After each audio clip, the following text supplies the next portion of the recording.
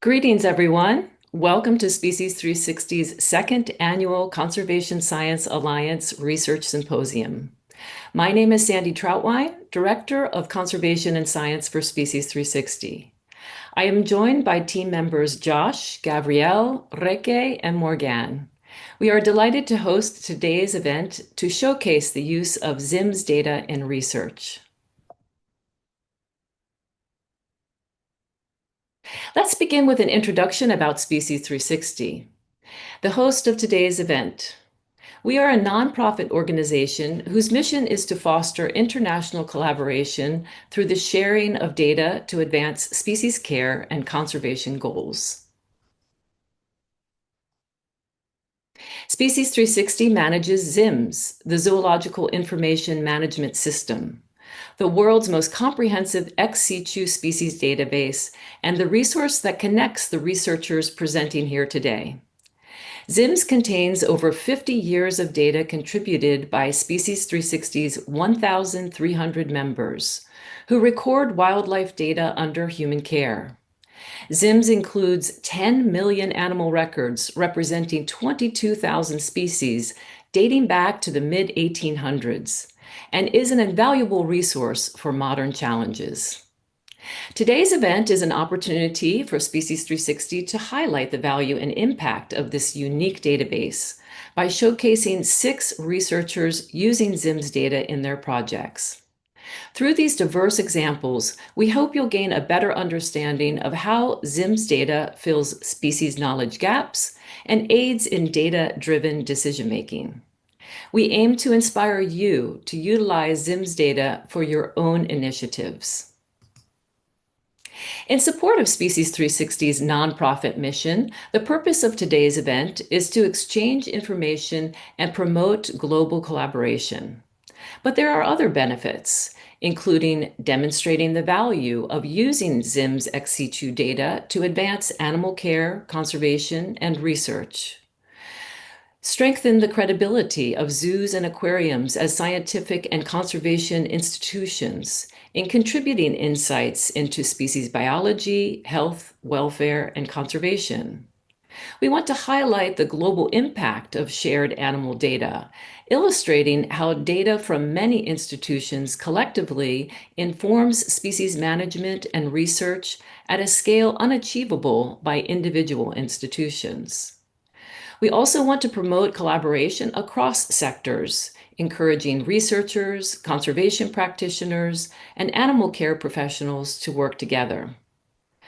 We also want to showcase our members' contributions and encourage increased data entry into ZIMS by demonstrating the scientific impact from ex situ data sharing. Today's event is hosted specifically by the Species360 Conservation Science Alliance, or CSA, an entity dedicated to providing scientific and data expertise, as well as analytic tools and publications to help the zoological community harness the value of ZIMS data. We invite you to join the CSA and benefit from utilizing the global network of experts collaborating to advance shared scientific goals. Click on this QR code to find out more about the CSA. The CSA facilitates international collaboration by bringing experts together from many sectors to advance shared community goals. And it's through that collaboration that we are able to produce peer-reviewed research publications and reports, as well as analytic tools on species survival, reproduction, and growth to help you make data-informed decisions. The CSA also oversees the research request process to help you access ZIMS data for your own projects. We also help the zoological community elevate scientific and conservation leadership of zoos and aquariums, in line with IUCN's recent position statement on the role of zoos and aquariums in species conservation. Every day, Species360 members record critical species information through their daily record keeping.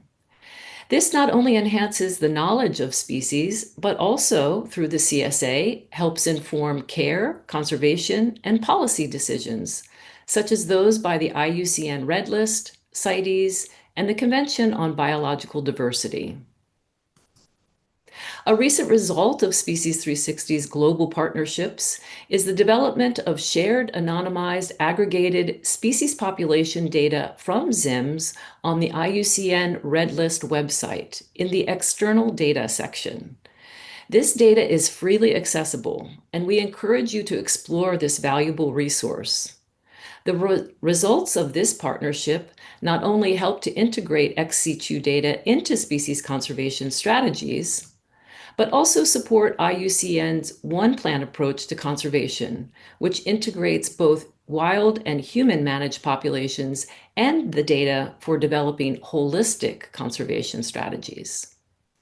And now I'd like to turn it over to Dr. Morgane Tidière, Species360's science team lead, to share more examples of Species360's community contributions. Morgane? Hi, everyone. Within this team, we have 4 researchers that are supporting species knowledge and the community of zoological facility. So to give you some example of the work we are doing is answering the call from the community due to the discussion of many governments about banning cetaceans from zoos in different countries. We have started to work a few years ago on trying to use a population level welfare indicator that have been used a lot in human populations and try to see if we could apply that to zoo population and see if with this we could define an indicator that can help to highlight how the condition of life of populations in modern zoological facilities. For that, we use ZIMS data and wild population life tables. It was a collaborative work with 41 co-authors representing 11 countries. We had different regional associations involved. We had also wild population experts and zoo experts. And thanks to this work, we have been able to publish a scientific paper in the proceedings highlighting how the condition of life of cetaceans or these four marine mammal species have improved across time. These documents have been used in several countries to try to discuss with different governments to influence the legislation on having cetaceans in zoos. Following these studies, we have worked with other species. So once again, following the call from the community because of great apes and panthera focus from governments also to questioning if zoos can continue to have them under their care. So working with more than 22 collaborators for the panthera and 36 collaborators all around the world for the great apes, we have produced these 2 reports that are available publicly. And these reports have also been used to influence or to discuss with governments of different countries to try to find a compromise to let modern zoological facilities continue to take care of these species. So we are currently working on transforming the Panthera report into a scientific article. So Rikke and I are currently working on this with other collaborators. And we are currently also looking for some funding to hire a postdoc to be able to work more deeply into the great apes and transforming it to a scientific publication to really increase the credibility and the robustness of these results. We also are working, so that's a project led by Rikke, and she has started a huge collaborative project that is using not only Species360 data, so not only Species360's members' data, but also with partnering with Tracks and Sea Life. And the aim is to define demographic patterns and metrics of elasmo branches. So it's a multi-year project divided in 3 axes that will focus on growth, survival, and reproduction.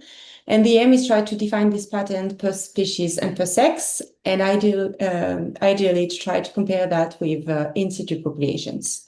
So that was some example of projects that we are leading in the team, but we are also involved in projects led by other teams all around the world, because our goal is really to try to help other researchers to benefit of this huge amount of data to improve the knowledge of species and animal management and conservation. We are also involved into supporting the development of tools in ZIMS to ensure that they are scientifically up to date. So, for example, for the ones that are going into ZIMS, you can find the taxon profile part where you can find some information, such as, for example, the weight of individuals all around their life. And we are currently working into adding the reproduction and survival tab for the taxon profiles. And to define to support the development of tools in ZIMS, we are developing demographic analysis package that is led by Dr. Florian Plach. And the aim is to define the species and sex demographic patterns and metrics for any species using ZIMS data. And to do that, we have 3 different three different axes: the survival, reproduction, and growth. And the aim is to use that to implement it in the taxon profiles.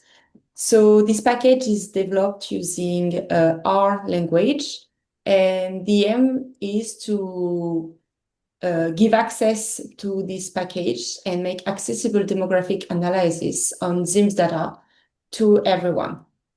So thank you very much to all of you for being here. If you have any question or collaboration that you're interested in and we can help you, please do not hesitate to contact us. Thank you. Thank you. And now Rikke will describe some more about our research request process. Rikke? Yes, thank you, Sandy. And as Sandy already mentioned, Species360 highly supports scientific research by providing access to data from our global member institutions.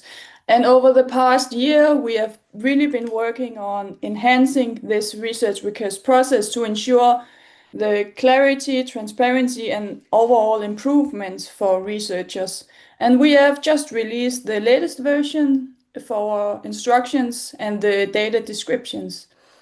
And the typical timeline is 3 to 6 months from submission to data delivery, and the duration depends on the completeness and clarity of your requests, which means that a detailed and very specific application will significantly improve or speed up the review process.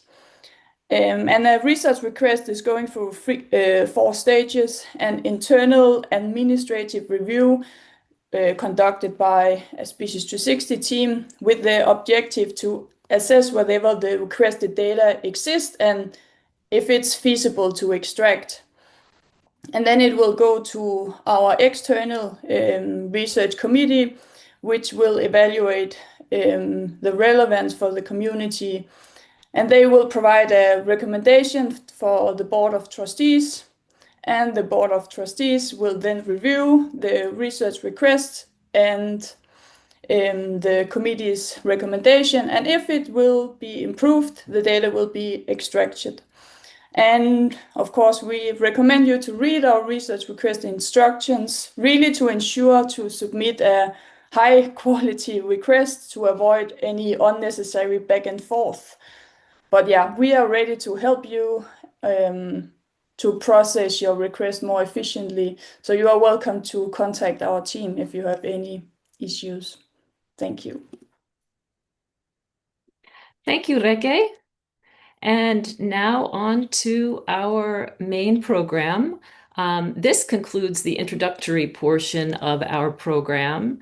And we'd like to acknowledge our CSA sponsors and our members, of course, who are entering data every day into ZIMS. It is their support that allows us to develop community resources such as today's research symposium. So if you are interested in becoming a CSA sponsor, please contact me at the email listed here. Okay, so now on to today's exhilarating program. Speakers, if you wouldn't mind, please sharing your cameras so that everyone can see you. Today, we're going to be highlighting the value, of course, of ex situ data in modern research. And we showcase presentations from 6 international researchers who were chosen to share the results of their projects and their use of ZIMS data in their research. We hope these examples will inspire new research ideas and encourage support for global collaborative projects. Each speaker will have 10 minutes to present, followed by 5 minutes for questions. If you, from the audience, would like to ask the researchers a question, please post it in the questions and answers box, not in the chat box. We will not be monitoring the chat box for questions, so please be sure to add your questions to the Q&A box. Team members Morgane and Rikke will present them to the researcher after each presentation. Okay, so we have an exciting program, and I'd like to introduce now our first speaker, Alice Doyle. Alice is a PhD student from Hartpury University in the United Kingdom. Her research is investigating how housing and husbandry factors influence the health and welfare of vultures in zoos. The research presented here today is the first study from Alice's PhD, and she'll be presenting data on mortality and morbidity in zoo-housed vultures. Alice's research on vultures in zoos is inspired by her passion to reduce taxonomic bias in zoo research and support ex situ conservation efforts by gathering empirical evidence on the health and welfare.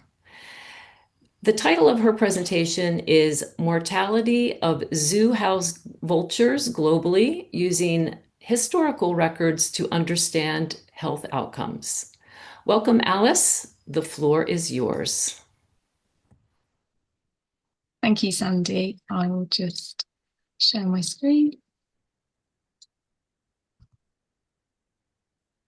Can you see that okay and hear me? Yep, we can hear you fine. Thank Wonderful. you. Thank you so much, Sandy, and thank you so much to the rest of the team as well for organising today's event. Yes, so I'm going to be presenting about mortality and morbidity of zoo-housed vultures globally, and I'm going to be talking about how I've used historical records to begin to understand health outcomes in vultures. So first of all, why am I studying vultures? It's not just because I think they're really great. It's also because they're really important to ecosystem health in the wild. So we know that vultures perform ecosystem services. And so what I mean by this is that they consume dead and decaying matter in the wild, and this has positive outcomes for ecosystem health. And so despite knowing this, we do also know that vultures are experiencing significant threat to their conservation.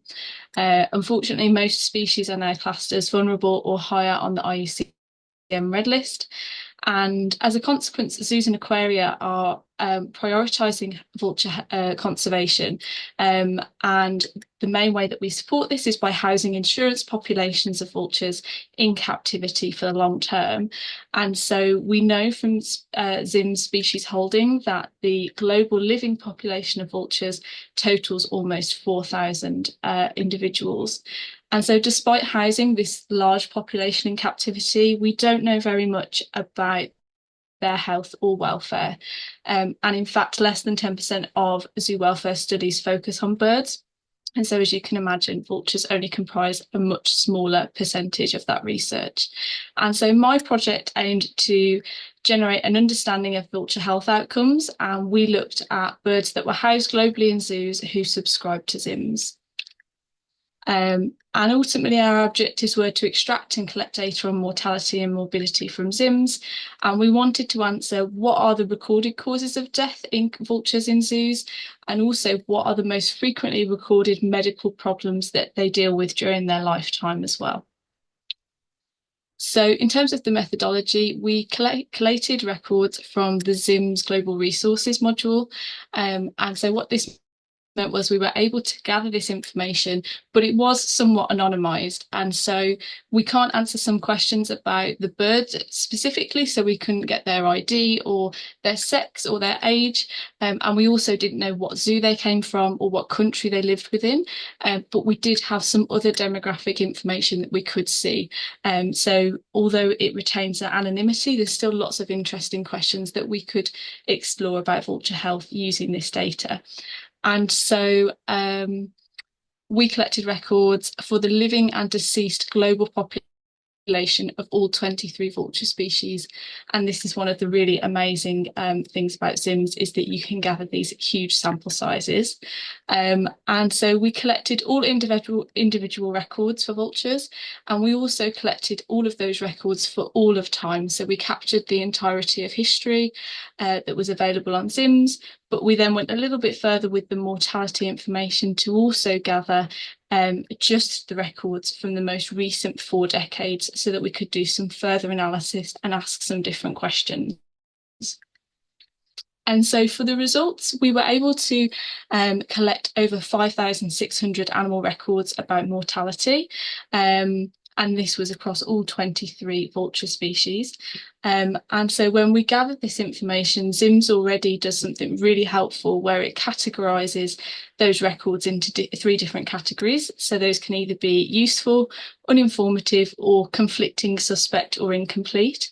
And so as you can see, 20% of the records we gathered were useful, and this means that there was a described cause of death in that record. 79% of the records were uninformative, and although this sounds quite negative, there are some things we can understand from this data. So the death may have been undetermined or indeterminate, or it may be that there was just no further detail on the animal's record. And then 1% of the records are kind of flagged to be that they might be incomplete or conflicting, or maybe an error in data. And so sticking with looking at useful and uninformative data, this graph shows that we wanted to look at usefulness over time, our records becoming more or less useful when they're entered into ZIMS. And so you can see the percentage of records broken down over the most recent 4 decades from 1985 to 2024. And so in 1985 to 94, we can see that records were over 26% of records were useful. But we then see that that figure decreases for the next 2 decades. And it's only in the most recent decade, between 2015 and 2024, that we've seen an increase again, but that hasn't increased back to where it was in the first decade. And so we can see that there is room for improvement in terms of how useful the records are that we are entering into ZIMS. And then moving on to causes of death. So here we've presented the top 5 causes of death across all vulture species. And I've numbered the overall categories 1 to 5, and then I've added the most commonly recorded subcategories underneath those. So you can see that trauma is the most commonly recorded cause of death for vultures, and that some of those trauma deaths can be due to predators or can be self-inflicted. We then go on to see infectious diseases next, and the most commonly recorded infectious disease that was identified was bacterial. We then move on to non-infectious diseases and conditions, and this includes things like an animal dying due to being geriatric. This is a really interesting finding for us because vultures do live for a very long time, and so we do want to see that zoo house vultures are reaching old age, and we want to understand whether they do die of age-related complications. And then we go on to see neonatal deaths and also deaths due to restraint complications.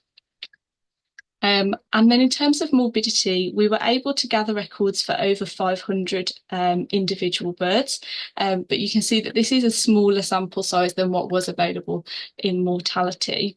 And this graph shows us the top 10 most common medical problems that were identified for vultures, and the number of animals that were identified to have suffered from this problem. And so we can see that most commonly we see wound problems and parasite issues. We then see some more conditions that maybe we would have expected, like trauma, because we do see that trauma is the #1 cause of death in vultures. And then we do go on to see some more conditions related to age, so degenerative arthritis and cataracts. And so in summary then, ZIMS is a really powerful resource for this sort of research. And we found that the limitation was only within the data that was on ZIMS, the data that we're adding. And so, of course, it is limited by the quantity of records that are uploaded and also the quality and detail of those records. We found that most vulture mortality records did not state a known cause of death. And we did find that mortality records did decline in usefulness per decade, but they're showing a hopeful rise. And so I'm hopeful that in the future, this percentage will continue to increase. And in terms of the impact of our research, the zoo and aquarium community are investing significant conservation action to support the recovery of vultures. And so we hope that the results from this study will provide the community who care for vultures in captivity with a broad overview of mortality and morbidity of zoo-housed vultures globally. And what we hope is this is enabling us to start to build some empirical evidence about vulture health. And in terms of what's next, this is the first study from my PhD, and we are hoping to go on to investigate how metrics of vulture health and welfare are influenced by housing and husbandry factors. And if you want to stay in touch and keep up to date with our research, you're very welcome to link with me on LinkedIn, and of course you can send me questions via email, but hopefully we do have a little bit of time now for some questions. So thank you very much everybody for listening. Wonderful presentation. It really highlights the importance and value of recording those recording ZIMS data every day in an accurate way. So thank you for elucidating that. Rikke and Morgane, do we have any questions for Alice? We do, definitely. And thank you for this data-rich talk. It's really clear that you are addressing a gap in welfare in birds. One of the questions is, are you able to obtain data of the housing and husbandry factors linked to the animal's causes of death? Yes, so via this method of data collection, we weren't. So as I said, this data set was anonymous, and although I appreciate that brings some limitations in terms of the questions we were able to answer, it was a really good starting point for us. But in terms of the PhD project, what we're hoping to go on to do is via collaboration with studbook coordinators on a much smaller sample size than the global population. We are hoping to gather some housing and husbandry information and also some more detailed information about mortality and morbidity and other health metrics so that we can explore these links. Yeah. Thank you. I think that was a great answer. The next question is, do you plan to supplement the ZIMS dataset with data collected directly from zoos, such as post-mortem reports? Because it will be interesting to see what you find if you compare it to what is already in ZIMS for the long term. Yeah, great question. So we aren't necessarily going to collect post-mortems or that kind of detailed information about death or health. And in part, I think, I'm not a veterinary student, and so I was cautious about how we're interpreting information. And so one of the great things about ZIMS is that I'm not interpreting this information, I'm reporting it, and so that information is there, and I can report the findings, but certainly I think there is a lot of room in this area for research, and so if anybody wants to talk about further collaborations and more research on vulture health, I'd be really keen to hear from them. Definitely. And were there any surprising or unexpected causes of death that really stood out for you? I think it was surprising overall, to be honest. I'm not sure what I expected. I think I went into it with an open mind. And so I think there are some that you kind of assume are there, and then there are others that maybe are a little bit surprising. But in part, I suppose because we were only able to gather causes of death for 20% of the population, I'd be really keen to gather more records that are more detailed on more of the population so that we can really understand, is this what it looks like for the whole population, or is it just these 20%? And so, yeah, I hope this inspires more people to look at this topic. I hope so too. And then we have a question, if you could specify again, what was the cause that you identified beyond the large number of records with an unknown cause of death? So yeah, what was the main cause of death? So the main identified cause of death was trauma. But yes, many of the records didn't specify a known cause of death. And in part, this may be because on post-mortem the death was undetermined, or it means that the zoo didn't enter more information on their record. Mm-hmm. And then you mentioned that the usefulness of the records decreased over time. But did the number of records increase, decrease, or was it steady over time? Really good question. Yes, as you might anticipate, the number of records increased per decade. And apologies, as it was only 10 minutes, I didn't share all of our findings.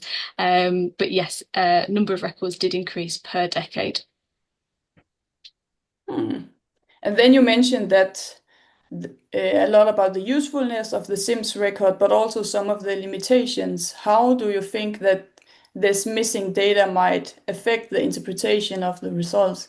I don't know how much you have looked into causes from the wild, but just in general, how do you expect it to differ from wild populations? Yeah, absolutely.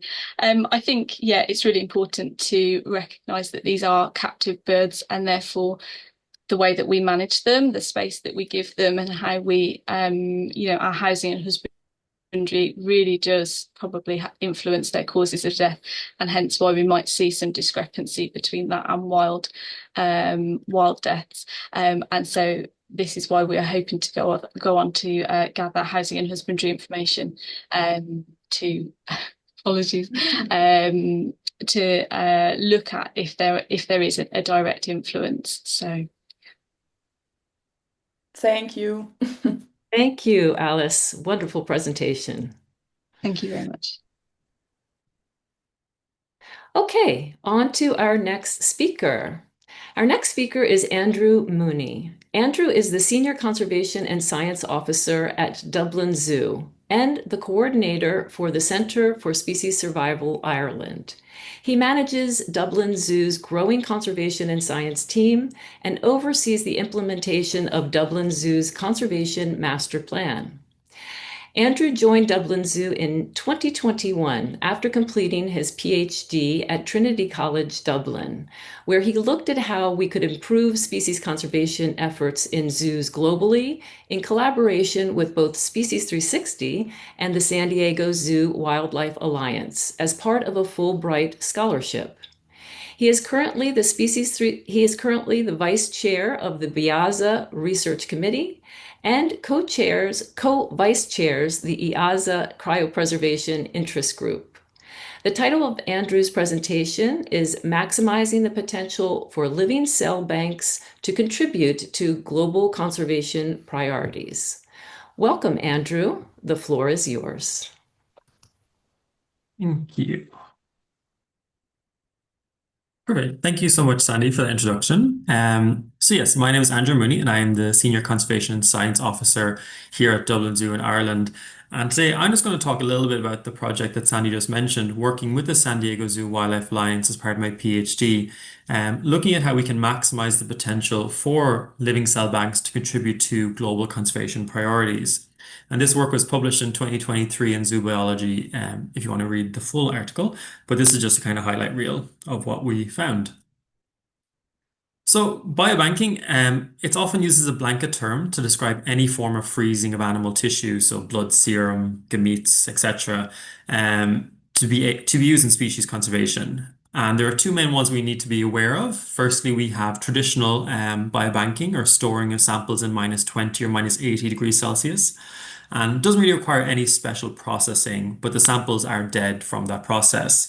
The second kind is cryopreservation, and that is the processing of samples and then the storing of samples in liquid nitrogen at -196 degrees Celsius. And in comparison, this does require special processing, but the cells are alive because of it. And once they're thawed, those cells can be grown again and used with assisted reproductive techniques to aid in species conservation by doing things like artificial insemination or even somatic cell nuclear transfer or cloning. So there's huge conservation potential in maintaining all of these. And the gold standard is a cell culture, which is basically cells grown from a tissue sample. And then we ultimately store these and potentially maintain them indefinitely, as long as they're in the freezer, those cells are hopefully still alive and can be thawed and grown again and then refrozen. And a good example of how this works in practice is the black-footed ferret, which of course almost went extinct into the 1900s. But a rediscovery of a small population in the 1980s saw the foundation of a new captive breeding program for this species by the US Fish and Wildlife Service. And of the 18 ferrets that were found and caught, unfortunately, only 7 of them actually reproduced and passed their genetics on. But all of those ferrets that were actually captured were sampled and stored at the San Diego Zoo Wildlife Alliance. And in 2020, one of these cell samples from a ferret named Willa was actually thawed, and that cell sample was used to clone Willa. So 32 years after Willa had died, her genetic diversity was actually brought back into the population. And this is especially important for this species as the current population is quite heavily inbred to the point where all living animals are currently considered half-siblings genetically. But by reintroducing this genetic diversity, there's potential to actually enhance population health and sustainability, just highlighting how important these living cell samples that are stored are. And since then, actually, there's been 2 more clones of Willa made as well. So there's huge conservation potential just of having these cell samples stored. But the main issue, I guess, is that biobanking and cryopreservation, although they have potential, the few successes we've seen in terms of conservation have been opportunistic and expensive and taken a long time. And unfortunately, we just don't have that for a lot of species. And that's where this research looking at species prioritization came from. We can't save everything, so which species do we sample now? And to do that, we were working with the Frozen Zoo at the San Diego Zoo Wildlife Alliance. It is the largest and most diverse living cell biobank in the world. Founded in 1975, it houses more than 10,000 living cell cultures today, representing more than 1,000 taxa, including some extinct species and species on the brink of extinction like the vaquita.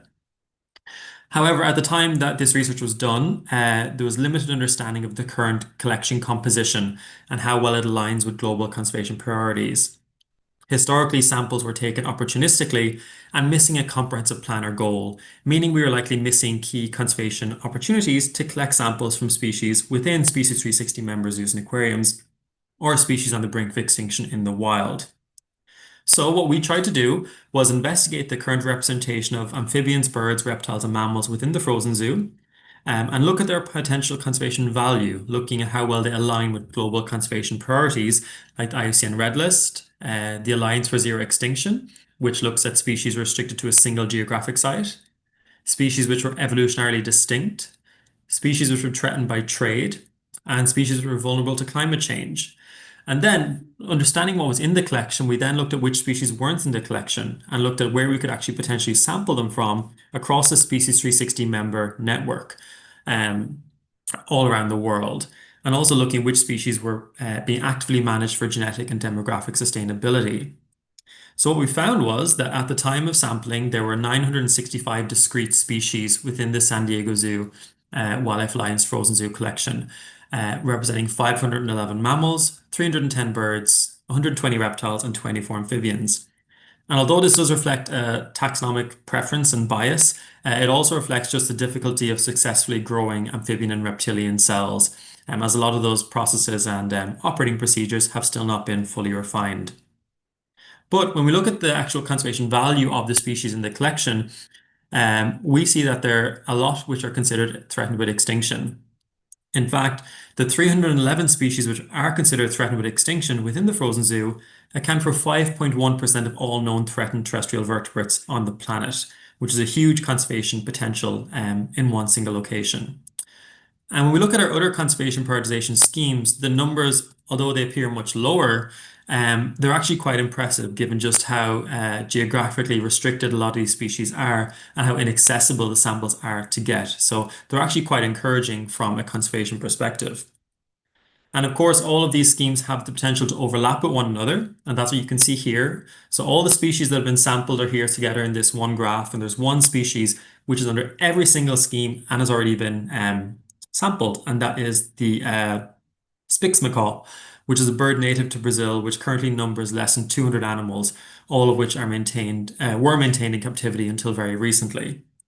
And 5.1% is a really great number to begin with, but where do we go from here? And how do we decide which species to add to this already impressive collection? Well, straight away, we can go from 311 species to over 1,000 species, as there are currently an additional 695 unsampled threatened species in at least one Species360 member zoo aquarium.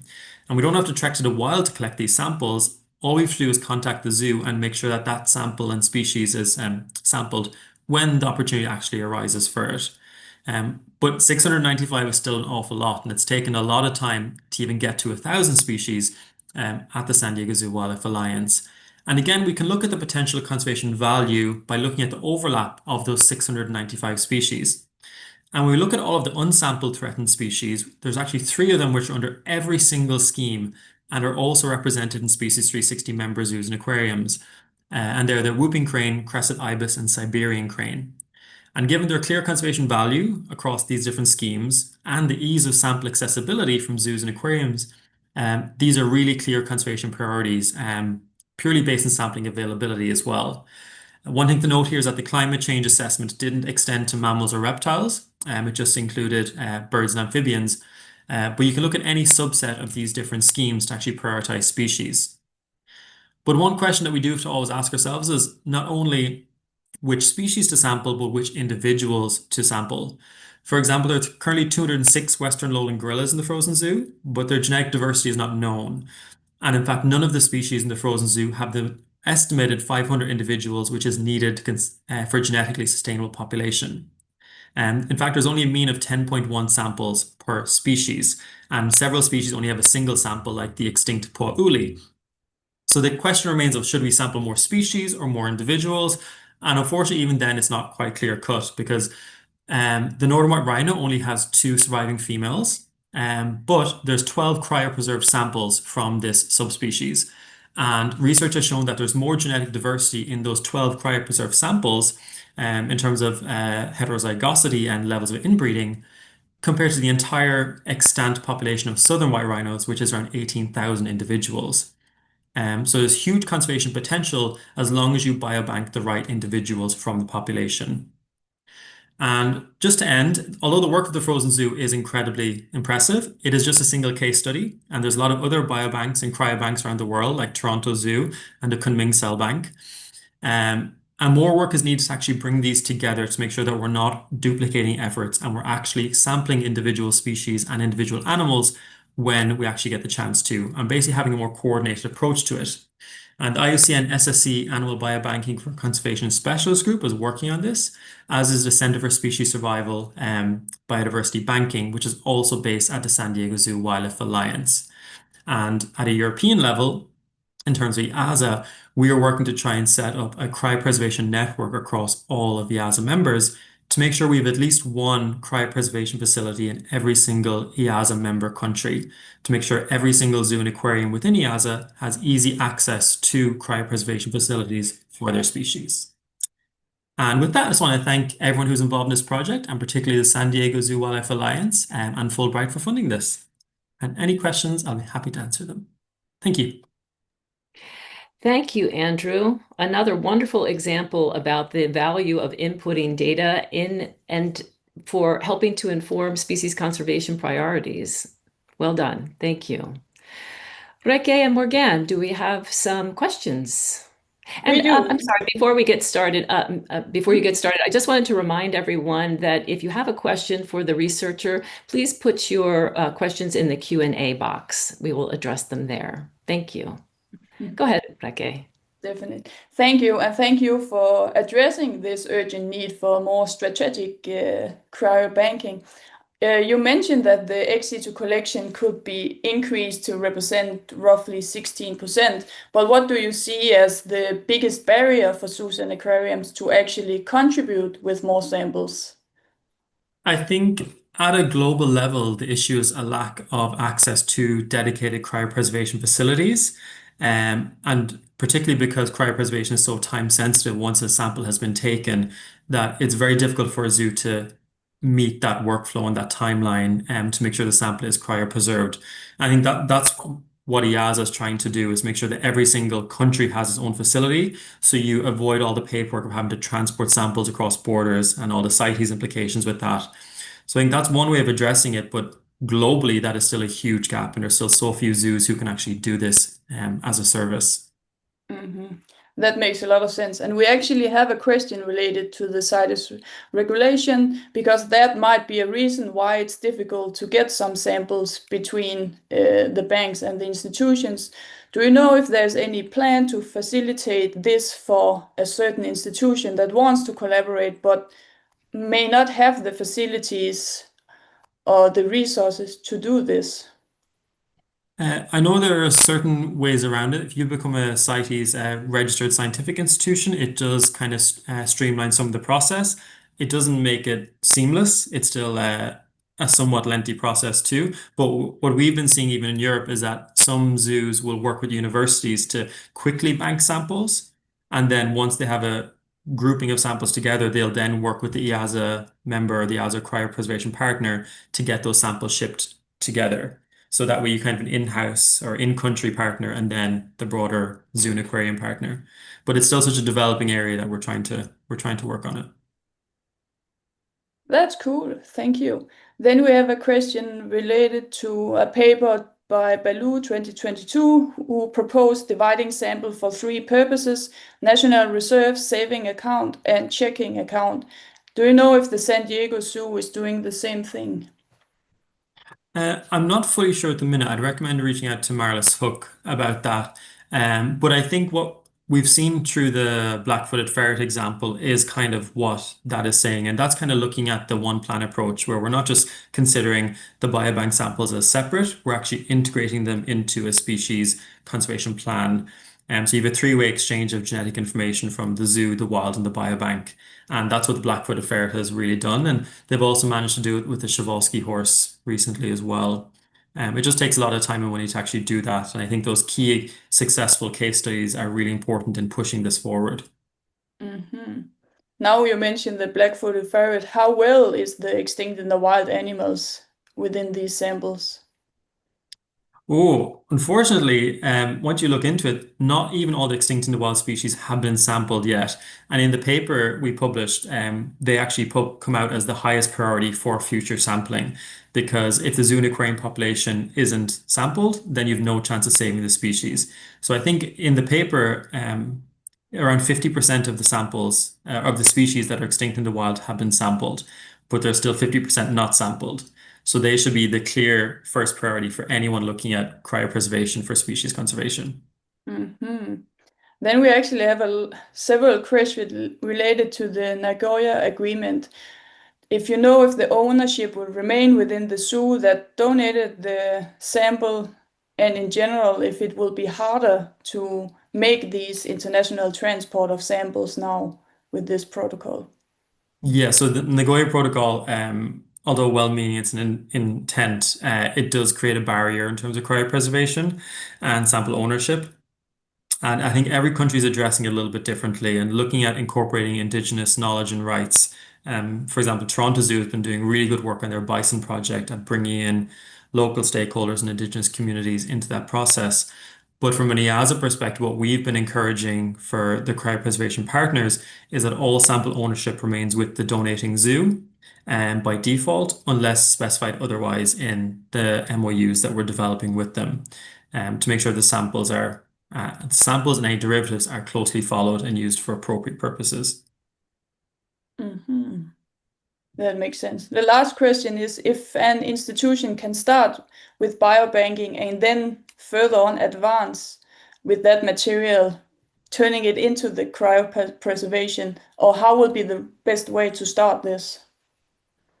So that's something that we're doing at Dublin Zoo at the minute. We've had a -80 biobank in operation for around 10 years, and we're now slowly in the process of developing cryopreservation facilities. And I think looking at cryopreservation facilities, it is a spectrum again. You can just do cryopreservation of tissue samples, which is a relatively straightforward and inexpensive task, all the way up to actually growing living cells and saving gametes. And that's a much more advanced process and a more expensive process. But it just depends on your organizational commitment to that and how far you're willing to go. But I think definitely cryopreservation of tissue samples is an achievable goal for most accredited zoos and aquariums. Thank you. Thank you, Andrew. Wonderful presentation, very powerful. Shows us the potential of saving species through cryopreservation. So thank you for that presentation. And now on to our next speaker. Up next is Caroline Moore, who serves San Diego Zoo Wildlife Alliance as veterinarian and toxicologist in disease investigations. Dr. Moore earned her bachelor's degree in biochemistry and molecular biology from UC Santa Cruz, and her PhD in pharmacology and toxicology, and her veterinary medical degree at UC Davis. She works both locally and globally and is developing and applying environmental and diagnostic toxicology in Kenya, where pesticides are used indiscriminately, in Peru, where mining activities release mercury into the environment, impacting birds, bats, non-human primates, ocelots, and more, and in Zimbabwe, where harmful algal blooms may be an increasing threat. Caroline is especially interested in using biobanked tissues to develop non-invasive in situ diagnostic tests to better understand the challenges to endangered species, and how toxicant exposures may impact future generations through altered epigenetics.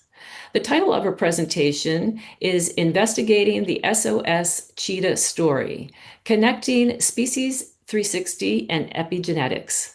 Welcome, Caroline. The floor is yours. Thank you so much, Sandy.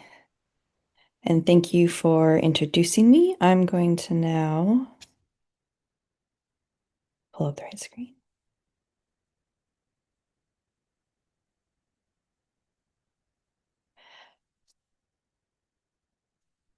So I'm very excited today to talk about our investigation into this mystery disease SOS, which I'll explain, and how we're trying to build on the medical data we have through Species360 and link that to a molecular pathway via epigenetics.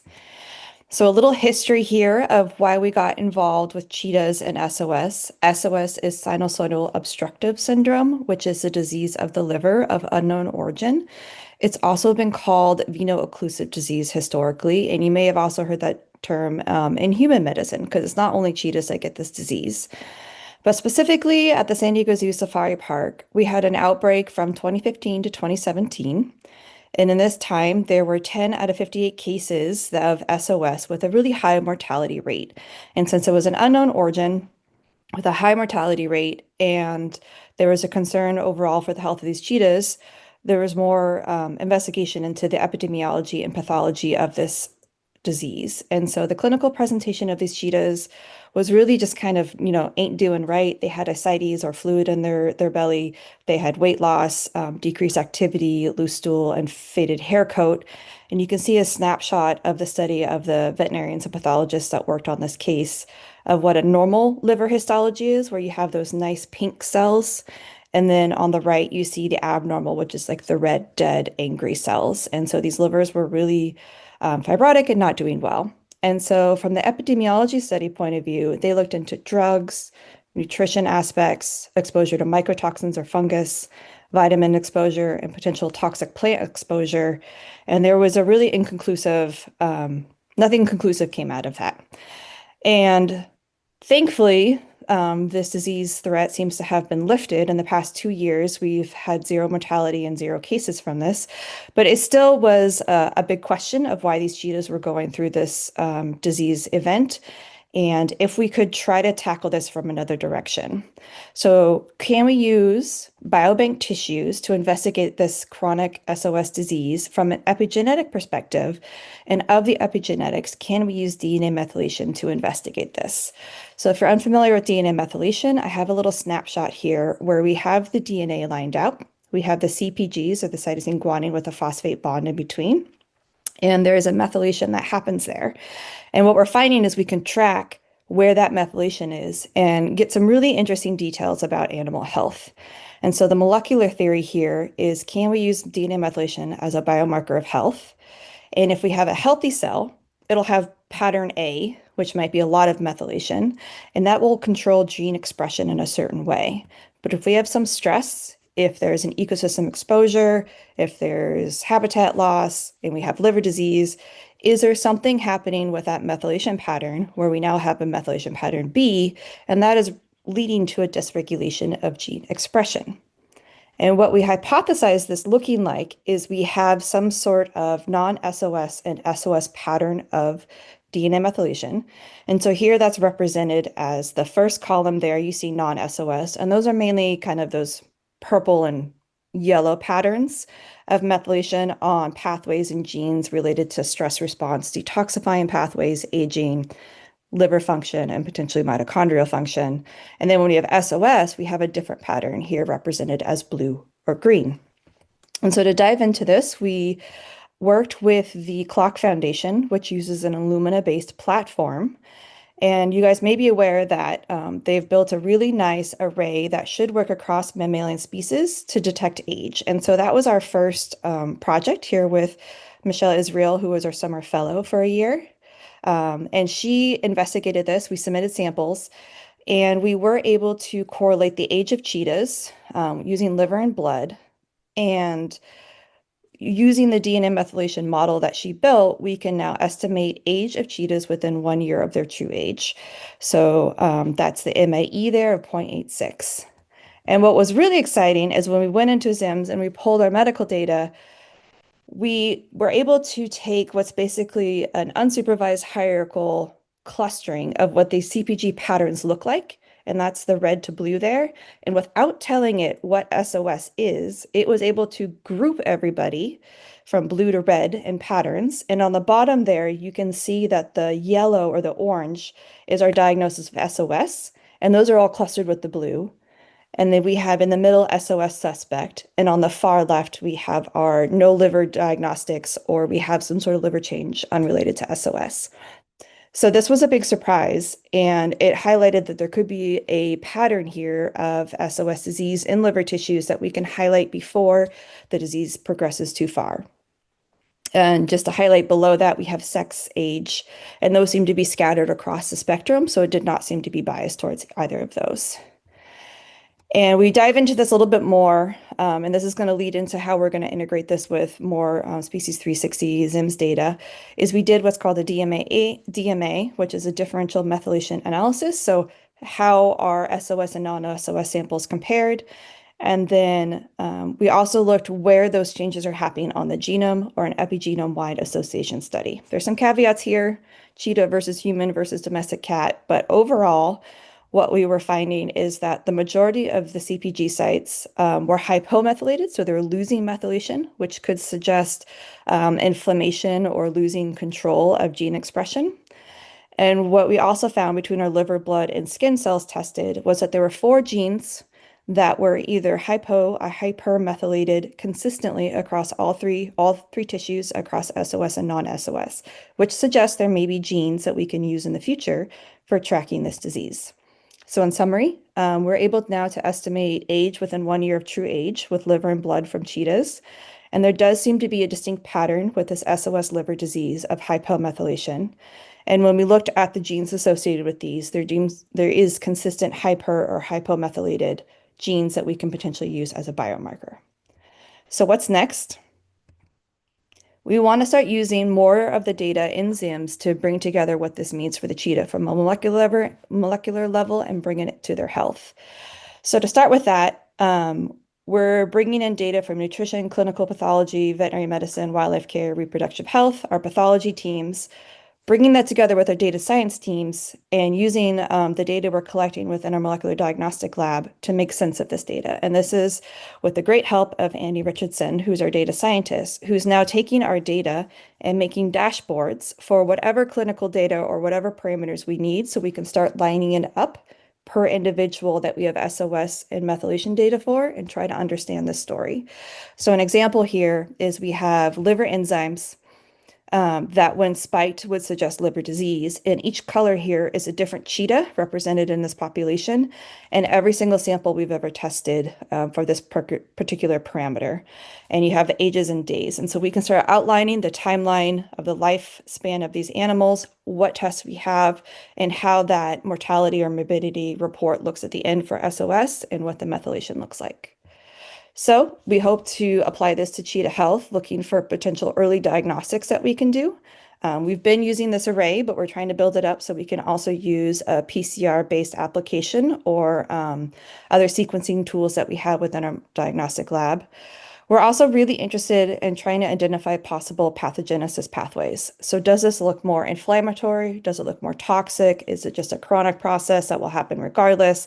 And working backwards to see if we can improve the epidemiology study we started with in the beginning of this talk and better find etiologies for this disease. And again, we're looking to expand beyond this array that we used with the Clock Foundation and expand to the whole genome and really look into what this disease is doing to cheetahs and how we can prevent it in the future, as this is a disease mainly in captivity, but we do see it in free living species. So that is my talk. Please reach out if you have any questions or you'd like to chat about methylation and biobank tissues, and I'm happy to take any questions. Thank you, Carolyn. Another powerful presentation and a very interesting demonstration of how ZIMS data can be used to solve medical problems in vulnerable species like cheetahs. Morgane or Rikke, or do we have any questions for Caroline? Yes, we do. So I will start with this question. I was wondering if you have a question that is epigenetic age altered in the SOS animals? If the age is altered. That's a really good question. And so what I didn't dive into is the way they're talking about the epigenetics and DNA methylation is chronological age versus biological age.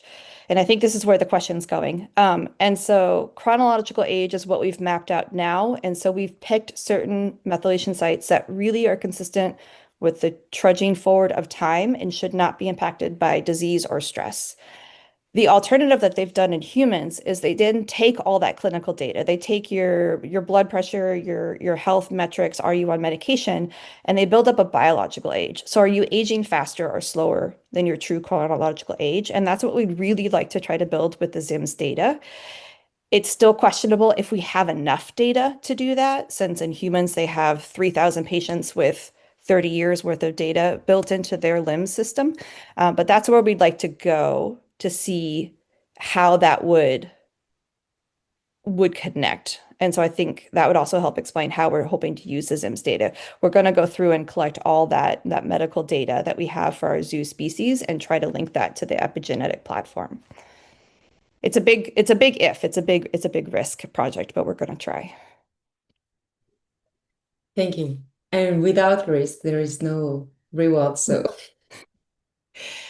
So another question is, have you seen any other patterns in the Species360 records relating to this disease distribution in your sample population? So the example is that there is genealogy or dietary habits that could explain or be related.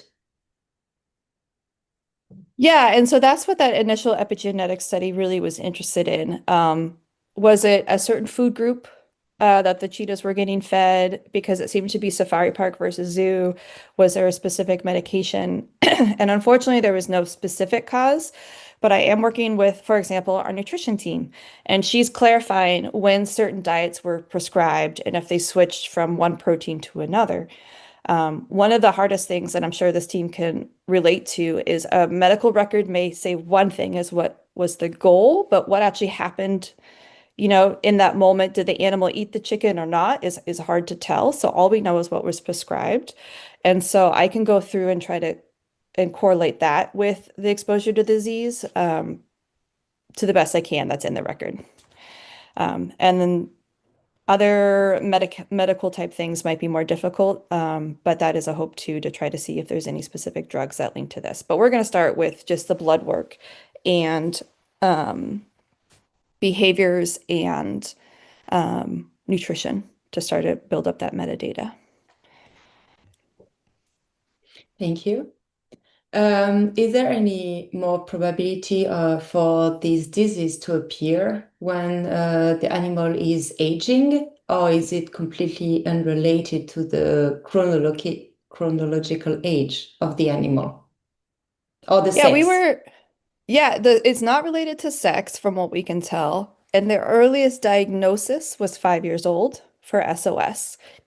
And so we included with when we built the SOS model, we did 5 years forward because we knew that's as soon as it could be diagnosed. It could be the disease process might be happening sooner than that, but since we wanted case control matched, we started with 5 years old.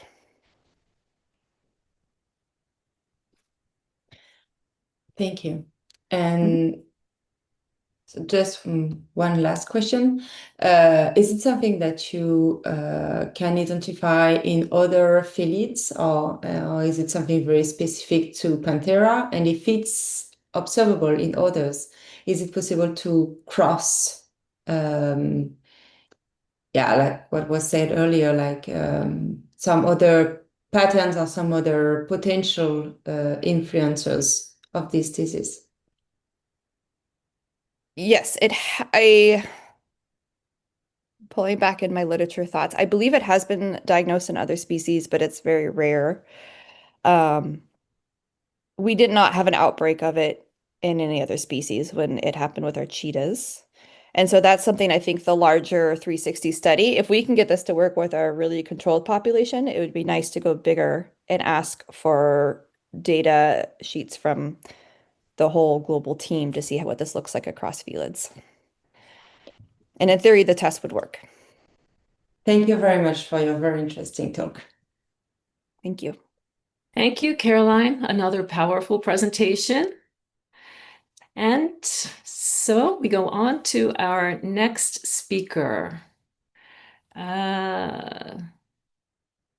Sorry, Samuel, you are not talking about cheetahs.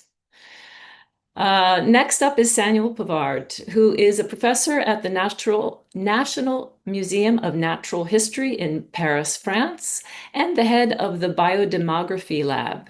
He is an evolutionary demographer with broad interests in understanding the biological, environmental, and social determinants of aging and longevity in mammals in general, and in humans in particular. He is especially interested in questions such as, why do we age? At what pace? Do all functional systems age at the same rate? What are the social drivers of and the constraints on senescence? The title of his presentation is Age-Specific Cancer Mortality is Asynchronous from Other Aging-Related Mortality in 24 Mammal Species. Samuel, the floor is yours. Thank you very much. I will share my screen.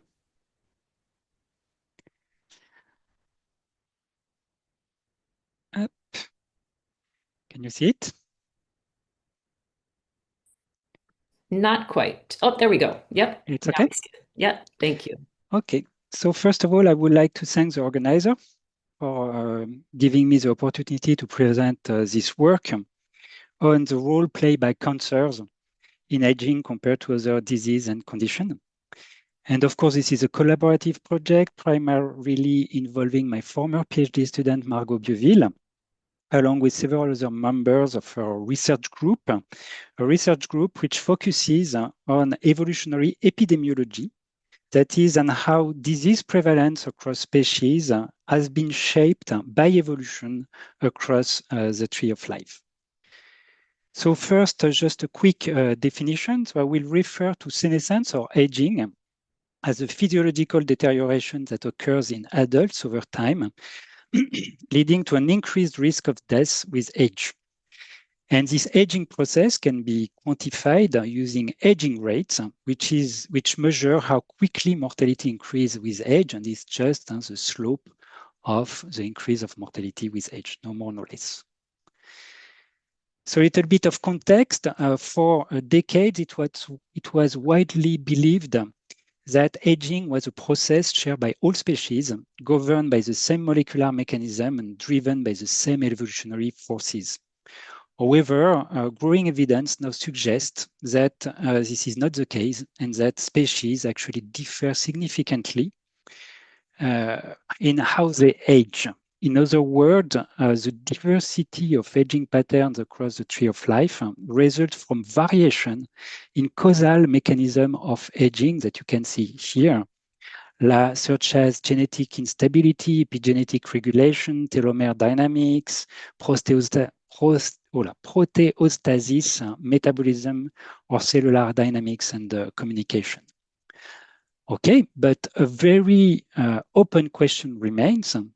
It's to what extent this different phylogenetic history translate into different role played by disease and condition in shaping the variation of longevity across species.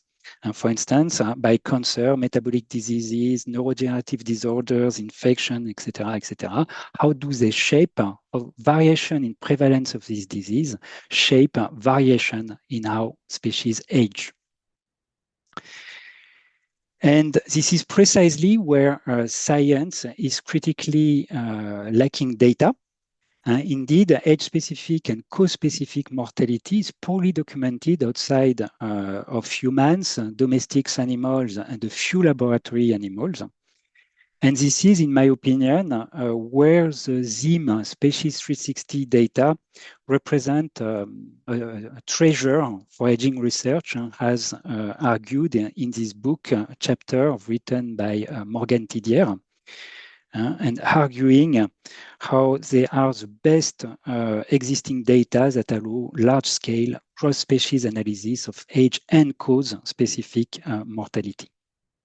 And a good example of this is cancer. Using this data on cancer mortality from the ZIMS Species360 data, Ursula Vince and collaborators have recently shown that cancer prevalence calculated all over adult life varies greatly across mammal species. And this suggests that cancer resistance mechanisms differ between species, so that how species age through cancer differ across the tree of life. And this confirmed also the so-called Peto's paradox that cancer prevalence is not shaped by species size or species longevity. But can we go further than this study and explore now the age-specific relationship between cancer and other aging-related causes of death or geriatric causes of death? And this is important because of the ambiguous role played by cancer in aging in humans. So here you can see data from France in humans in 2005. And in orange here are cancer incidence, for males and for females. And you can see a clear deceleration of cancer incidence and even a decline of cancer incidence, both in males and females in humans. And If you look now at the proportion of deaths caused by cancer across ages, so cancer are in red here, you can see that cancer is by far the leading causes of death in humans in France 2005 up to age 55-60. But after this age, there is a marked decline in the proportion of deaths by cancer, and making it one of the least common causes of death in centenarians in humans. And we still do not have good biological explanation to explain this decline of cancer incidence. And this has another consequence important, is that there is an asynchrony, between aging by cancer and aging by other geriatric disease in humans. And this pattern has been largely observed in many human populations for which we have good data. It has been also observed in mice, in rats and dogs, but actually this phenomenon has been largely unexplored in other species due to lack of data until now. And this is exactly the objective of the study I will briefly present. So to do this, we used data from the ZIMS Species360, and the same data that has been used previously in the cancer paper. And more precisely, we analyzed age and cause-specific mortality data for 24 mammal species, for which we have at least 20 cases of cancer. And these are only adult captive mammals. And more precisely, we categorize causes of death in two big groups, neoplasia on the one hand, and other what I call geriatric, but which are basically non-neoplastic causes of death, gathering chronic, geriatric, degenerative, metabolic, cardiovascular, reproductive complication in females, and infection causes of death. And then we applied to this data what we call a piecewise constant hazard model, that is just a statistical way to estimate mortality risk across 4 segments of adult life, from sexual maturity up to the age by which 98% of individuals have died. And we calculated the aging rate, defined just very simply as a percentage of increase in mortality between these different life stages. So this gives us a metric of how fast mortality increases in the first, second, and third part of adult life. And we did this calculation for both cancer and geriatric causes of death. So here are the results. The graphs show that mortality rate across the 4 different segments of life increase in neoplasia. It confirms that cancer is an aging disease in all these 24 mammal species. So it seems obvious, but actually it is the first time that it has been shown on such a wide comparative scales outside human domestic dogs and a few species. And second, we can see that the longer the species live, actually, the lower is the mortality by cancer, which confirms again Peto's paradox. The longevity of the species is not positively correlated with mortality by cancer, but negatively correlated with mortality by cancer, and confirming with age-specific data Peto's paradox. Now looking at the aging rate, we find distinct patterns. You can see that for geriatric causes, aging rate is rather constant across the different periods of life. It means that mortality by geriatric causes is increasing with age, but it's increasing at a constant pace. It is always the same aging rate. By contrast, if you look at cancer rises much faster at the beginning of the species life, and then it tends to decelerate. So it continues to increase, but at a lower and lower paces from the first third of life to the last third of life. So we do observe a deceleration of mortality increase with age in other species than the few species that we didn't know of. And it also confirms the asynchronicity of aging by cancer and by other geriatric disease in other species than those that we knew of. So to conclude, aging rates in cancer and other geriatric diseases show asynchronicity in aging, confirming the fact that all mortality components does not age at the same speed and that species differ in the way they age. The result also asks the question of whether this decline in the aging rate of cancer with age is a biological phenotype linked, for instance, to the accumulation of senescent cells in tissue with age. So it's an hypothesis that I don't have the time to describe, but it's coming from molecular biology. And ultimately, this result highlights the importance of comparative epidemiology in addressing fundamental questions about aging and disease, and the crucial role that captive data in zoos and aquarium can play in answering this question. And that's it. Thank you. I will be happy to answer questions. Terrific, Samuel. Thank you very much. Another powerful example of the use of ZIMS data in investigating aging in mammals and applications to humans. Morgane, some questions for Samuel. Hi, thank you, Samuel, for this really cool talk. So I have one first question, which is what decisions went into choosing these particular 24 species you analyzed? Yeah, I went too far on this. We actually, for a lot of species, there are not enough cancer to have a good age trajectory of cancer mortality. So our first selection was to take the 24 species for which we observe at least 20 cases of cancer. Because 20 cases of cancer over 4 period of time, it's about enough, just enough to have good estimate of aging rate and aging and mortality by cancer. Fortunately, it's only one species that has only 20 cases. All the other ones is higher than 30, 50, 100. Thank you. Another question is there any species that you can highlight as having a very different pattern of cancer mortality? Any species in your mind? Yeah, they are, but it's often difficult to know if it is because of past inbreeding or because it is an evolutionary thing. For instance, Astellerix as a porcupine.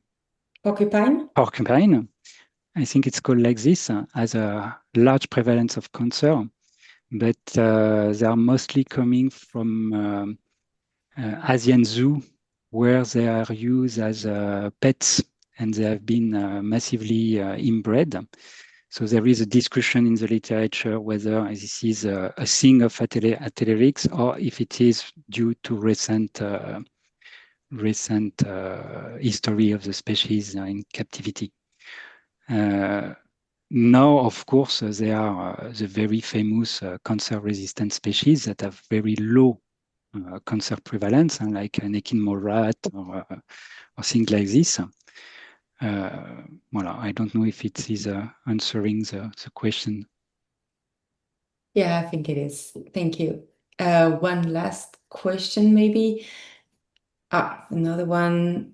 So have you looked at different patterns in species with high number of offsprings and fewer number of offspring? So if it's related to the pace of life continuum. Actually, it has been done at the level of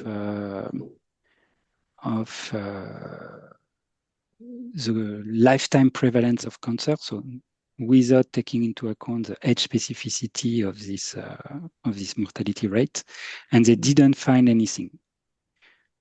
Now, a good question would be to do a more detailed analysis for species for which we've got age-specific mortality data to see the risk of mortality by cancer depends on the past reproduction. Like this, we will have something really, really clean. And to my knowledge, it has never been done. It has been done in humans, has been done in other species, but not at a large scale like this. Thank you.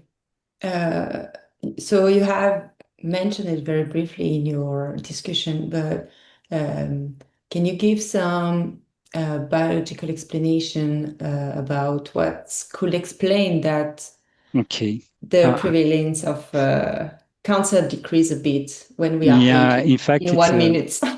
In 1 minute. So actually, one of the mechanisms to avoid emergence of cancer is the entrance of cells into a senescent state. So imagine that a cell is damaged and at risk of becoming a tumor if it's continuing proliferation. And then there are some mechanisms linked to P53 and well-known tumor suppressor genes that divert these cells towards a senescent state where the cell will not duplicate anymore, so it's not at risk of providing a cancer. However, these cells tend to accumulate into tissues, and with an inflammatory phenotypes and many other things that tends to decrease the survival of the individuals and to accelerate aging, and to be a causal cause aging. So it will be a trade-off between cancer resistance early in life towards accelerated aging later in life. And in case of this trade-off, we could expect like this deceleration and decline of cancer incidence. Thank you very much. That was very clear. Thank you, Samuel. Very powerful, really interesting research. Okay, up next is our speaker that's talking about one of my favorite topics, elasmobranchs. Timothy Smith is from the South African Association for Marine Biological Research in South Africa. After completing a master's degree in ichthyology and fisheries sciences from Rhodes University, Timothy has since moved on to working under various roles in the public aquarium setting, from husbandry to cultures to aquatic animal health. His current research pursuits revolve around utilizing biometric data to understand captive aquatic animal growth patterns and body condition, and how we can use this information to address well-being concerns and improve animal welfare. This is just one of the many ways Timothy believes that zoos and aquariums can contribute to broader zoological studies, where captive animal data can help fill in the gaps of rare or otherwise poorly understood taxa. The title of his presentation today is Using Biometric Data from Captive Specimens to Inform Knowledge Gaps in Batoid Research. Timothy, the floor is yours. Thank you very much. I'm just going to share my screen quick.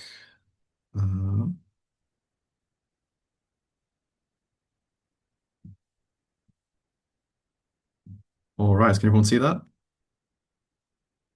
Yes, we can. Perfect. All right, thank you very much, everyone, for having me. Thanks for organizing this symposium.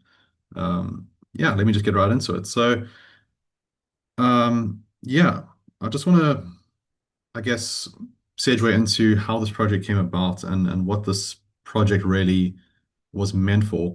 So when we kind of went through all this work, we came to this conclusion that the project was more about the journey than the end. And make no mistake, we did generate some results that were towards the end of informing these knowledge gaps in batoid research. But we also wanted to test the limits of what we can do with captive animal data and this type of research. So just to kind of get into that, what is biometric data? This is any sort of biologically informative data that is generated from morphology. And this isn't the first kind of project to do this kind of research using public aquarium data to generate these sorts of parameters and estimates. But this is all generated from a very extensive history of fisheries biology, and we bring it into the fold now of marine public aquarium research and how we can use it ourselves. But now it's also reached this point where we're asking, can we not only use it ourselves, but then also bring it back into fisheries research where it might be applicable.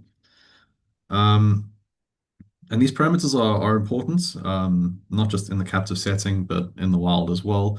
It helps fisheries biologists to answer important questions about populations, how these populations are structured, as well as understanding species development, individual species, or even populations within those species. And this information isn't always readily available. This is especially true for animals that aren't of commercial importance. Your heavily fished species, there's a lot of data about them. But then you get your either endangered animals or your naturally rare species, which there's very little data that's been gathered. And some of this data, especially if you're working with wild animals, it requires that you sacrifice the animal to get this data for various reasons, which I'll touch on later. And the problem with that is if these animals are naturally rare, you don't get these sufficient sample sizes that let you generate proper models that reflect the kind of growth that you want to see. So this is where we step in. Zoos and aquariums do tend to house these species quite often. They're often quite charismatic species, especially among the elasmobranchs. And we often have moderate numbers of them. So not necessarily within a single institution, but you'll see it if you look at kind of global data, and this is where ZIMS is going to pop in here. But you get these kind of fairly usable numbers once you gather up everyone's data all together. And what's really important about that especially is that because zoos and aquariums are doing such phenomenal work with captive breeding programs, we're actually seeing animals across all sorts of life stages. So we get some very important data that sometimes isn't accessible in wild specimens. If we don't know where these animals are pupping, and we don't see kind of where these animals, how these animals develop in the early life stages, aquariums often get to step in with this kind of information. The other big thing with aquariums is that in these fishery studies, a known age of an animal is in the wild is very it's a luxury, if anything. Often there's pretty elaborate estimates that you can make, that you can suppose an age of an animal, but it's never 100% accurate. And obviously in a captive setting, if an animal was spawned in captivity, you can actually know exactly how old it is relative to its growth, which gives you a very accurate model at the end of the day. There are some shortcomings in using captive data. I'm going to touch on those at the end of this talk, but it is growing in use. And just on how aquariums can use this kind of data, just very briefly, we can use these growth parameters to understand body condition of an animal, especially at a given age, as well as its health condition. At a certain size, we expect an animal to weigh a certain amount or to grow a certain amount as well. Then it also comes into how we can use these parameters as estimates in terms of weighing these animals. But a lot of these larger elasmobranchs, especially as you can see pictured here, is a very large stingray over 100 kilograms. It's stressful and dangerous to the animal to have to hoist it out of the water to do these measurements. It's also dangerous to the handler, especially if the animals weigh a lot, and also they have dangerous apparatus. You want to be able to have the option of using a model to generate these estimates, and you can use this kind of information that is generated from these models to look at various applications in terms of health. You can estimate a weight and facilitate accurate dosage of medications. Nutrition, you can calculate dietary allocations. And then in terms of systems, life support loading and biomass, you can also determine how much the system is loading. All right. So how we kind of came across this was basically we were working with one of the topic species of this project was the bowmouth guitarfish. And we were looking to do a procedure, and we wanted to know an estimated weight. We kind of went the usual route. We tried to find a length-weight relationship for it, which is very common for a lot of the species, but we couldn't find it for this particular animal. And with a little bit of digging around, we actually found that a lot of our elasmobranchs didn't have this kind of information available, or if it was available, it wasn't sufficiently sampled, or there was some sort of doubts towards how the data could be generated. So this is what kind of led to the species that we chose. These are 5 elasmobranchs, or 5 batoids specifically, otherwise known as rays. They all live together in the same enclosure at Ushaka SeaWorld, in our open ocean exhibit, and all these animals are quite large, or can get quite large at least as well. So you can see there's a range of species here. So spotted eagle ray and the bull ray are maliobatid rays, or pelagic rays. Bottom 2, we have the thorntail and round ribbontail ray, which are daciatid rays, which are very much benthic species. And the bowmouth guitar fish in the middle there is a rhinid, or a rhino ray, which is a part of a group of very endangered animals known worldwide. And importantly here is that these animals are all listed as in some degree of vulnerability according to the IUCN. They are threatened. And it's a little bit alarming, obviously, that you have these animals in such a state and we don't have this kind of growth information about them, especially when these are very popular aquarium species. Accessing ZIMS and seeing the kind of populations we're working with, this is kind of data that's readily available and it's actually quite easy to translate into something that's usable.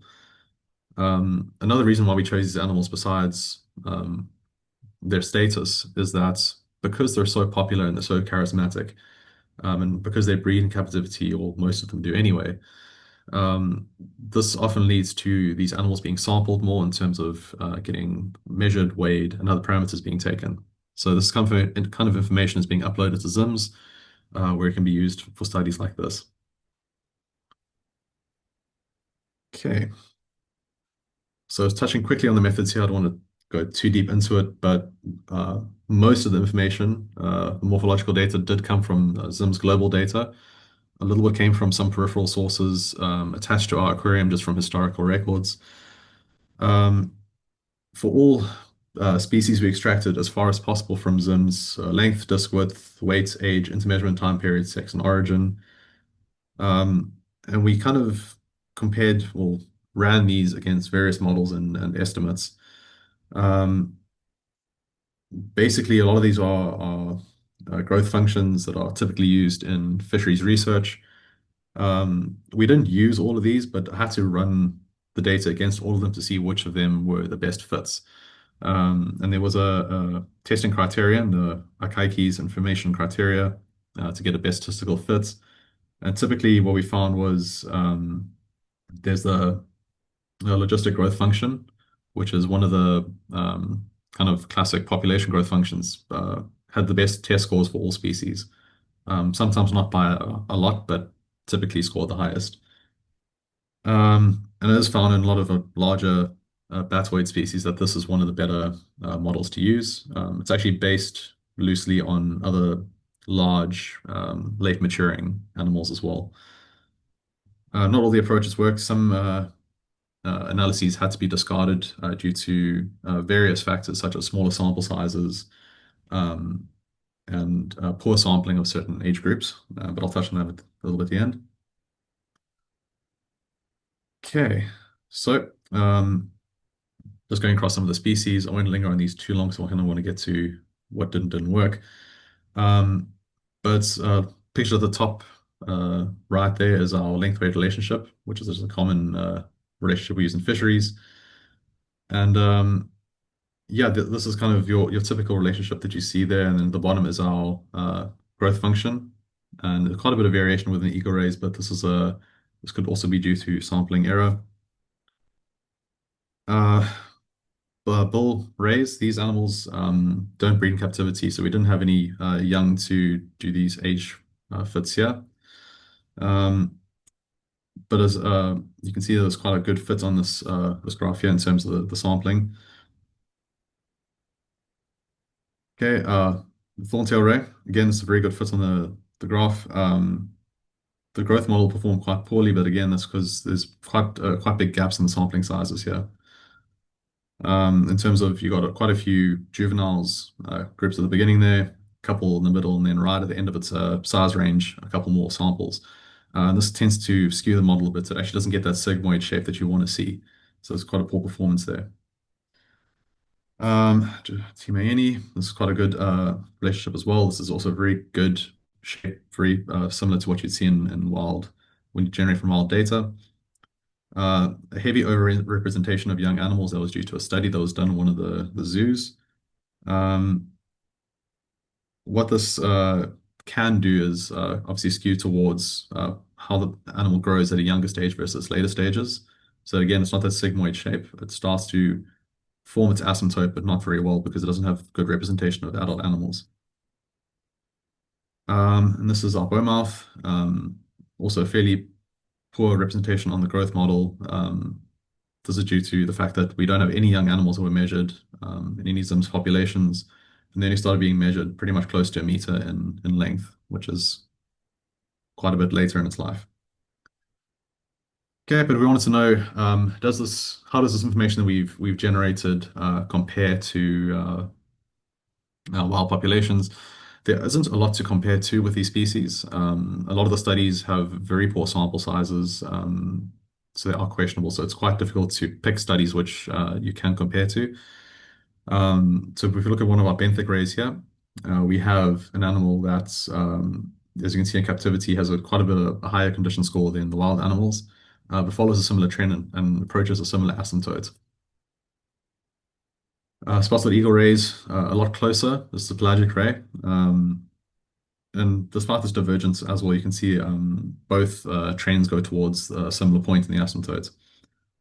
What was interesting here, though, was on our bull rays. We have quite a few more studies to compare to. What you can see here is that our captive model that we generated pretty much sits right on top of one of the wild models. I think that was from the Slovenian population particularly.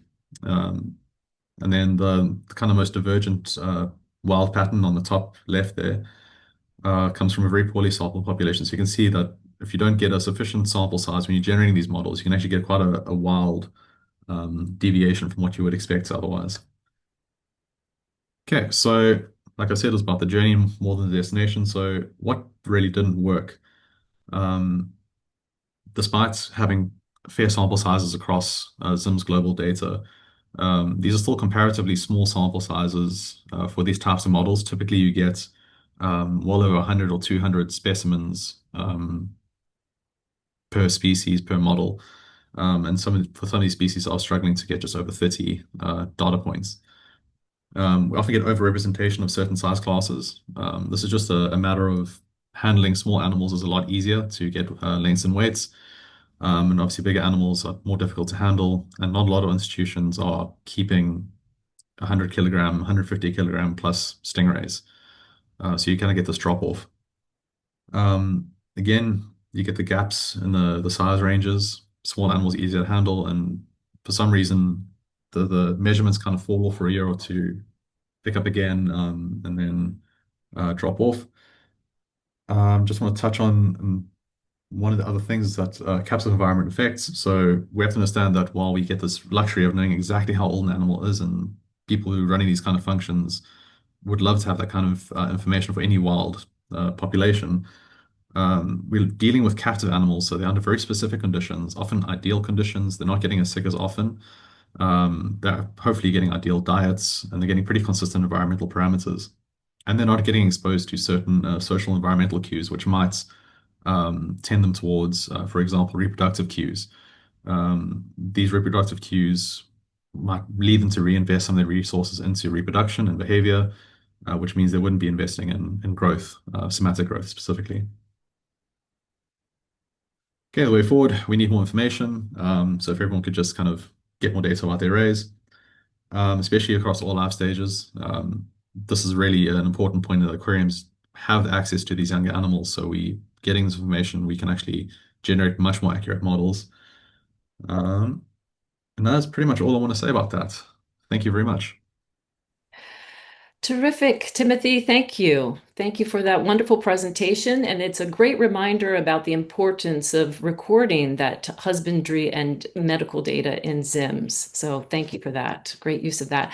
We're over time, but I think we'll take one question. So Morgane, Rikke, do you have a question for Yes, Timothy? I want to ask if you only work with tropical ray species or if you plan to include more southern species. Cool, that was a nice question. So the animals we work with here, they're actually quite broadly distributed, yes, in the tropics, but we're typically we're kind of subtropical to temperate this side of the world.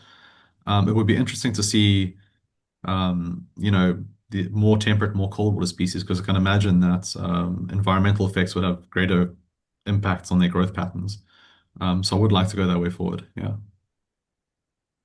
Great idea. Thank you. Great. Thank you, Timothy. Okay, next up. Oops, wait a minute. Sorry.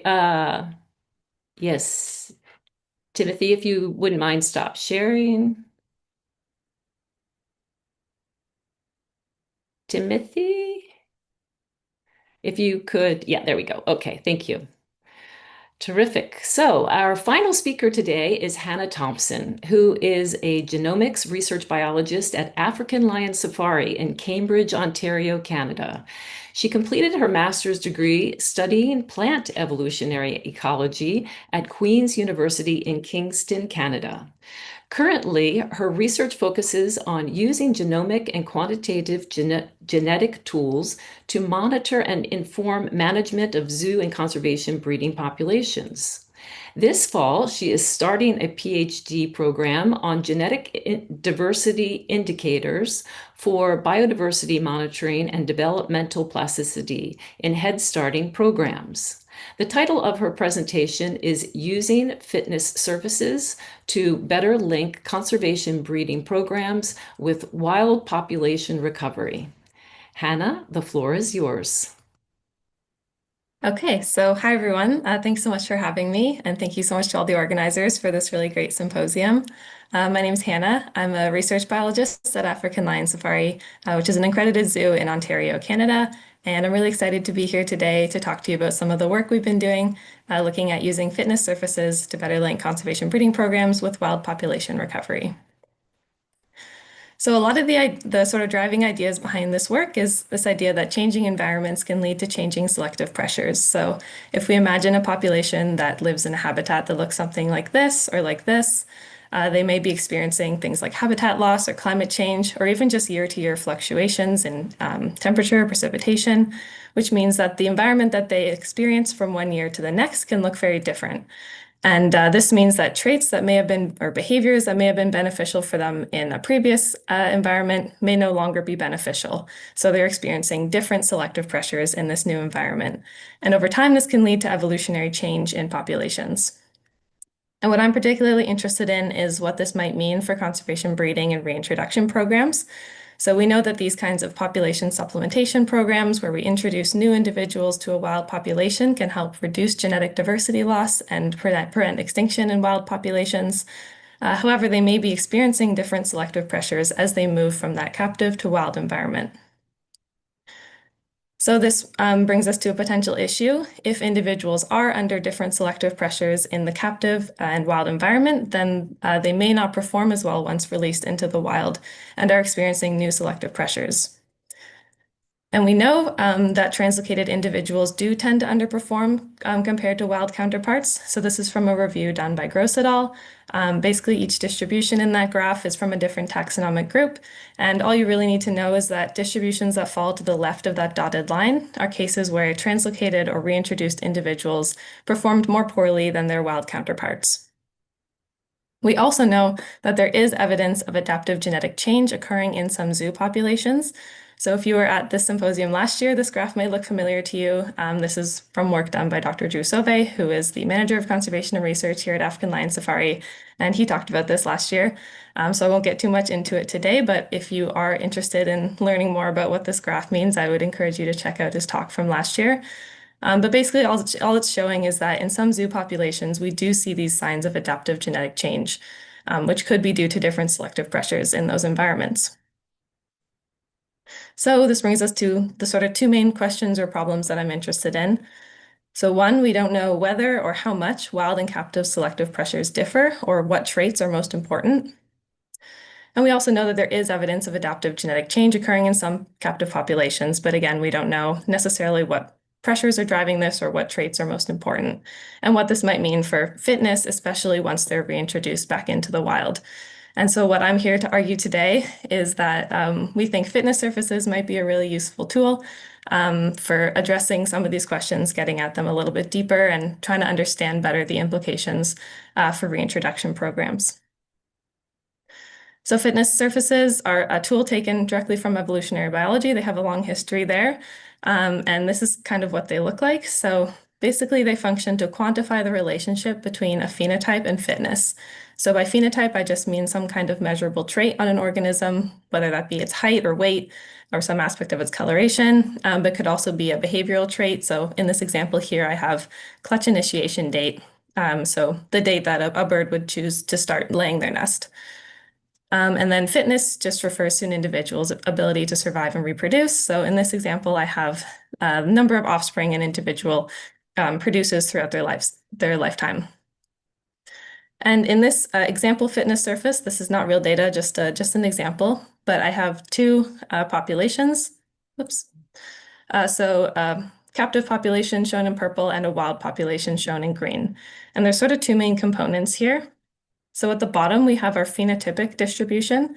So this is the distribution of the actual trait values in that population. So for this wild population here, we could imagine that if we went out into the wild population and kept track of at which date each bird started laying their nest, that's what this distribution is showing here. So most individuals are laying around whatever this date would correspond to, and there's some laying earlier, some laying later. And then the curves up above are the fitness functions. So what these do is tell us for a given trait value what the average fitness is. So, individuals who are laying at this date here, their corresponding fitness would fall somewhere around here, but individuals laying a little bit earlier would have a higher fitness value. And then there's a few important parameters we can get from these graphs that can be helpful. So the first is this maximum predicted fitness, which occurs right at the peak of those fitness functions. And so this tells us not only what the maximum average fitness is, but also what the average trait value is for that maximum fitness. So this gives us kind of the optimal trait value in that environment, or the trait value where we expect individuals to have the highest fitness. We can also see what the mean phenotypic value actually is in the population. So that here is shown with this darker dotted line. So this is just on average, what day are birds starting to lay eggs for this example. And then the sort of distance between those two, the optimal trait value and the mean trait value, we can use to calculate a selection gradient. So this is telling us in what direction and how strong selection is acting on that trait in this environment. So in this case here, we can see that there's selection for earlier laying dates. And basically the steeper the slope, the stronger the selection is. And then again, whether it's positive or negative tells us something about the direction of selection. But basically the main things I want you to take away from this are that we can use fitness surfaces to assess which phenotypic value has on average the highest fitness in a given environment, whether that's a captive or wild environment.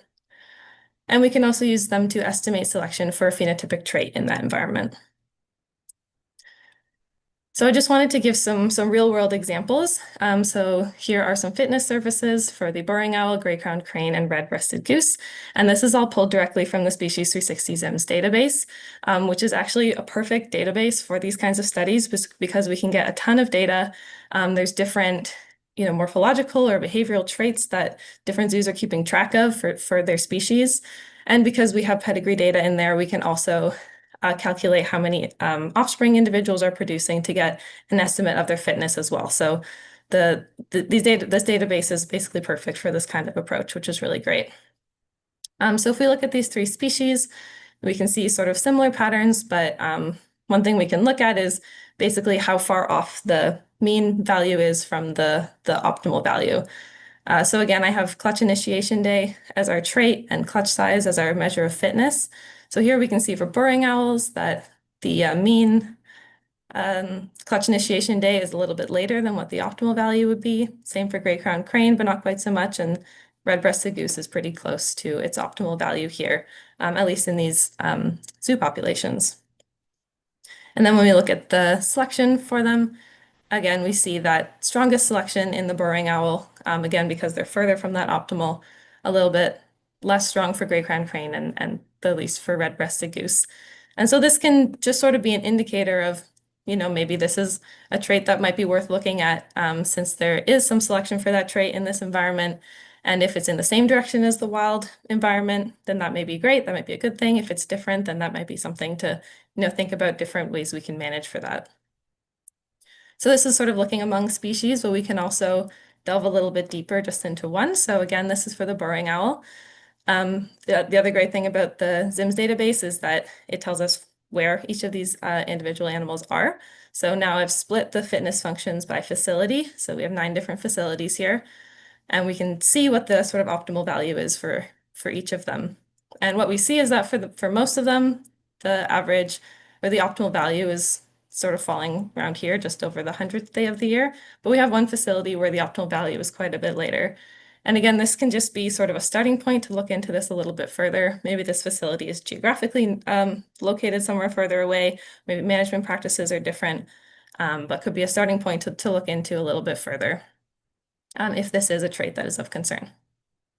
So this is just looking at captive populations for now, but where we think this approach could be really powerful is when we can layer in wild data as well. So this is work done again by Drew and Vanessa at the Toronto Zoo with Wildlife Preservation Canada. They were looking at fitness surfaces for the reintroduction program for Eastern loggerhead shrike. So again, we have a fitness surface like we've been seeing. This time it's hatch day instead of clutch initiation day. But this is for the captive breeding population, and we can just layer the wild data right on top. And what was really interesting here is that we see that the optimal value for the wild population for hatch day is actually a little bit earlier than the captive population. So again, this might be a case where we could look at changing management strategies, try and get birds breeding a little bit earlier in the year if we want to try and really match what they're doing in the wild and help set them up for success upon their reintroduction. So just in my last quick moments here, that was a very quick overview of fitness surfaces for linking conservation breeding programs with wild population recovery. But if you are interested in learning more, there's a lot of sort of details and considerations didn't have time to get into today, but if you're interested, please feel free to check out our paper. And thank you all so much for listening. I also have my email up on the screen here, so if you have data you think might work for this, please feel free to reach out to me. And I'm happy to take any questions. Thank you. Thank you, Hana. Wow, what a powerful tool to help institutions improve species recovery. That's really great. And I'm so glad that you're starting your PhD program. We are running close to the end of the program, but I want to give you some time for questions and answers. So Morgane, do we have some questions for Hana? Yes, we do. Thank you very much, Hana, for your talk. So we have one question, which is, could these be used to determine what traits are more likely to be stronger in captivity? Because we often try to avoid selection in captive breeding and wondering if there is some utility with this tool for that purpose. Yeah, definitely. I mean, if you have the data for it, like if there's traits that you've been collecting data on over time that are a particular concern, and you have some measure of fitness, like number of offspring through the years, then absolutely this tool could be used to look at whether there's selection and acting on those traits. And that's kind of the cool thing about this tool is you can really be taking into consideration like keepers what they've already been seeing. Like for the shrike, for example, Drew did some work looking at evolution in that breeding program because the conservation managers were worried that the birds' legs were getting thicker because they were noticing through the years that they were having to size up band sizes. So they were wondering if they were somehow imposing selection for thicker legs. So he was able to have a look at that. But yeah, it's can be applied to a wide range of traits, both morphological and behavioral. Thank you. One more thing, can you come back to the previous slide? Some people would like to see the QR code. Thank you very much. I just skip through it quickly. One last question is about when you are showing the result about the facility, you didn't precise that. Do you have that the facility you have anonymous data, or do you have access? Yes, you don't have access to which facility it is, right?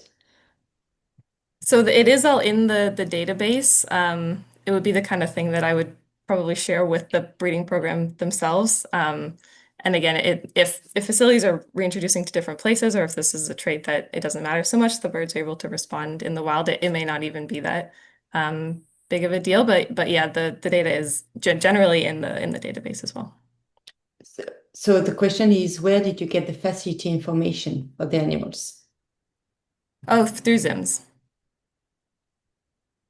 And it should be, it's important to note that the facility information is anonymized, correct, Hana? Like you're not getting specific details about the institution name or anything like that. This is just anonymized data. Yeah. Any other questions, Morgane? Yeah, I will have one last question. How did you deal with the uncertainty around birth dates or clutch birth dates? Yeah, for your analysis. So any cases where birth dates were unknown, we weren't able to include in the analysis. But some species, like we did this for like a whole bunch of different species, and for some species there's more data on these kinds of things than others. So we in this analysis we were keeping species where we were able to get quite a large sample size where this data was recorded. But yeah, in some cases it's unknown and not able to be included. But for the one that, because for some you have uncertainty, like 1 day, 1 week, 1 month, 1 year. So how did you deal with that? How did you clean the data? Yeah, so we basically filtered out unknown data points. And then the sort of statistical approach that we're doing is taking error into account as well, which is why you see the error bars around the estimates here. Thank you. I think it's done. Great. Thanks, Morgane. Thank you, Hana. Again, a really powerful presentation to wrap up our session today. I just wanted to highlight the importance of today's session and a reminder about some of the things that we've seen today, how ZIMS data in research has contributed to improved animal care and breeding of endangered vultures, and how we saw maximizing the impact of threatened species genetic preservation through cryobanking and the need for a global cryobank database. Caroline shared with us about linking epigenetic changes to life history of cheetahs to inform management decisions. And Samuel taught us about how we can increase our understanding of the determinants of aging across species, including humans, and how ZIMS data can be used in elasmobranch species to increase species knowledge in this very important and threatened group. And there are in situ applications there as well. And lastly, Hana wrapped it up by informing us about how ZIMS data is helping zoos and aquariums optimize reintroduction programs. So thank you to all of our speakers today. In closing, I would just like to thank all of you for participating today and supporting our second annual Species360 Conservation Science Alliance Research Symposium. I would also like to thank our Species360 team members, Josh, Gabrielle, Rikke, and Morgane, for making this event possible. And thank you to our audience. We hope this selection of international research inspires you to consider using ZIMS data to join Species360 and the Conservation Science Alliance. If you are interested in sharing your project involving ZIMS data, learning more about access to ZIMS data through research requests, or if you'd like to collaborate with us on research projects, please scan these QR codes. To join Species360, or if you have questions about the CSA, feel free to contact me or our support team at these email addresses. And if you enjoyed today's programs and are interested in accessing the aggregated and anonymized global species data in ZIMS in a bigger way, we offer the Insights Program subscription, which provides researchers and veterinarians with access to one of the world's largest sets of medical and demographic data on species. Lastly, we want to remind you that the CSA relies on your support to continue developing community events like today's. Our goal is to increase our capacity to provide you with more analytics, publications, and access to ZIMS data. Not only will this give you even more resources to make data-informed decisions, but as Bjarne Clausen, CEO of Odense Zoo, highlights, it also helps your institution meet accreditation standards and boosts the scientific impact of zoos and aquariums. Your support and sponsorship of the CSA can make this possible, so please click on this QR code to help us expand our impact. In closing, we'd like to thank the Conservation Science Alliance sponsors and the Species360 members for making events like this possible. The CSA exists to facilitate this type of international collaboration and data sharing, which would not be possible without the dedication and commitment of our Species360 members for recording their data in ZIMS. So thanks to our speakers and to our audience for joining us today, and we look forward to seeing you at next year's event. Thank you and take care.